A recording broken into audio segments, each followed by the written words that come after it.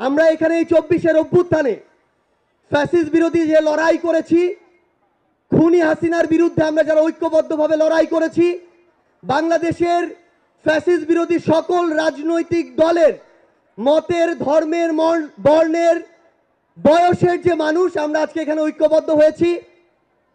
আমরা প্রথমেই কৃতজ্ঞতা জানাতে চাই বাংলাদেশের ফ্যাসিস্ট বিরোধী লড়াইয়ের যত রাজনৈতিক দল ছিল যারা আজকে এখানে উপস্থিত হয়েছেন, আপনাদের প্রতি আমাদের অন্তরের অন্তঃস্থল থেকে কৃতজ্ঞতা। আমরা শুধু আপনাদেরকে একটা কথাই বলি, একটা অনুরোধ করি, আমরা বিশ্বাস করি যদি ওই 5 আগস্টে খুনি হাসিনা জান নিয়ে পালিয়ে যাওয়ার পরে আমরা এই বাংলাদেশ নিয়ে যে স্বপ্নগুলো দেখেছিলাম সেগুলো আমরা বাস্তবায়ন করতে চাই, তাহলে আমাদের এই রাজনৈতিক দলগুলোকে ঐক্যবদ্ধভাবে কাজ করতে হবে। আমাদের যে কোনো একটি বিষয়ের পক্ষে বিপক্ষে কথা থাকবে, যুক্তি তর্ক থাকবে, কিন্তু দিন শেষে যেটা দেশের জন্য, দেশের মানুষের জন্য মঙ্গলকর, আমরা সবাই যেন সেটাতে ঐক্যবদ্ধ হতে পারি। আমরা বিশ্বাস করি আমাদের এই রাজনৈতিক দলগুলোর মধ্যে যদি এই মিউচুয়াল রেসপেক্টটা থাকে, আগামীর বাংলাদেশ হবে অপ্রতিরোধ্য বাংলাদেশ। আমরা আপনাদেরকে অনুরোধ করি বাংলাদেশের সরকারি যত কর্মকর্তা কর্মচারী আছে তারা যেন আর তাদের দায়িত্ব পালন বাদ দিয়ে তোষামোদির রাজনীতিতে লিপ্ত না হয়। আমরা অনুরোধ করি বাংলাদেশ পুলিশ নামক যেই প্রতিষ্ঠানটিকে খুনি হাসিনা ধ্বংস করে দিয়েছে সেই প্রতিষ্ঠানটি যেন কাজের মাধ্যমে তার গৌরবটি আবার ফিরিয়ে আনে।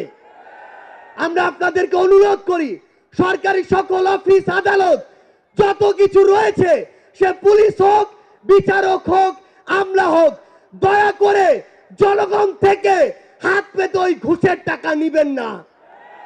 দয়া করে জনগণের জন্য, জনগণের সাথে সামান্য স্বার্থের জন্য এই অন্যায়গুলো করবেন না।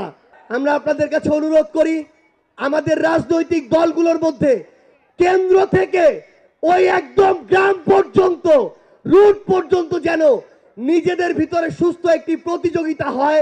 দয়া করে যেন আমরা কাউকে প্রতিপক্ষ না মনে করি। আমরা যদি যারা বড় রাজনৈতিক দল রয়েছি ছোটদেরকে ধীরে ধীরে সামনে এগিয়ে যেতে না দেই, তাহলে আমাদের মধ্যে ধীরে ধীরে এমন একটি মানসিকতা আসবে যেই মানসিকতা হয়তো আমাদেরকে ধীরে ধীরে একটি স্বৈরাচারী আচরণের দিকে নিয়ে যেতে পারে। আমরা যেন সব সময়, আমি সহ আমরা সবাই খুনি হাসিনাকে দেখে যেন শিক্ষা নেই। আমরা আপনাদের কাছে অনুরোধ করি আগামীর বাংলাদেশকে আমরা ঐক্যবদ্ধভাবে গড়ব। এবং একটা জিনিস শুধু মনে রাখবেন, দিন শেষে দেশ এবং মানুষের স্বার্থকে সবার আগে রেখে যদি আমরা এগিয়ে যেতে পারি তাহলে আমাদের কাঙ্ক্ষিত বাংলাদেশ সম্ভব। আপনাদের সাথে লড়াইয়ের রাজপথে অথবা বিজয় দেখা হবে। সব সময় বাংলাদেশের এই নতুন আজ যে পার্টিটি জন্ম নিতে যাচ্ছে সেই পার্টির সাথে থাকবেন, সমর্থনে থাকবেন, দোয়ায় রাখবেন। আপনাদের সাথে আবারও দেখা হবে রাজপথের সংগ্রামে অথবা বিজয়ে।